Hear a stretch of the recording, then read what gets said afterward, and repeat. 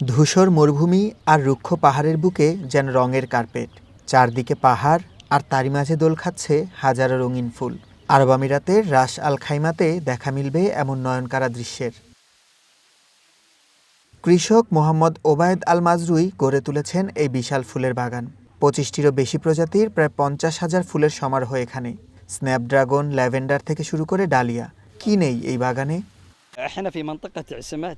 শুরুতে অনেকে বলেছিল এখানকার আবহাওয়া ফুল চাষের উপযোগী নয়, কিন্তু নেশা আর জেদ থাকলে সব সম্ভব। ইউরোপ আমেরিকা থেকে বীজ এনে পরীক্ষা শুরু করি। অক্টোবর থেকে এপ্রিল পর্যন্ত আমাদের এখানকার আবহাওয়া ফুল চাষের জন্য দারুণ উপযুক্ত। একসময় এই বীজ বাইরে থেকে আনা হলেও এখন আল মাজরুই নিজের খামারেই উন্নত মানের বীজ উৎপাদন করছেন। মাত্র ১৫ দিরহামের বিনিময়ে দর্শনার্থীরা এখানে প্রকৃতির সান্নিধ্য পাচ্ছেন।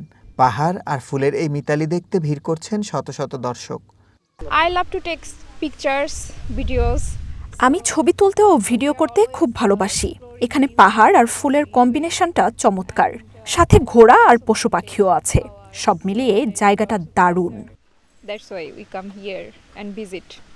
কেবল সৌন্দর্য বর্ধনই নয়, স্থানীয়দের মাঝে ফুল চাষের আগ্রহ বাড়িয়ে দিচ্ছে এই খামার। খামারের মালিক এখন ফুলের নির্যাস থেকে সুগন্ধি তেল তৈরির কাজও শুরু করেছেন। মরুভূমির তপ্ত বালুর উপর এই ফুলের হাসি যেন প্রমাণ করে মানুষের চেষ্টা আর ভালোবাসা থাকলে প্রকৃতিকেও নতুন করে সাজানো সম্ভব। সুলাইমান সবুজ, ওয়ান ইন্টারন্যাশনাল ডেস্ক।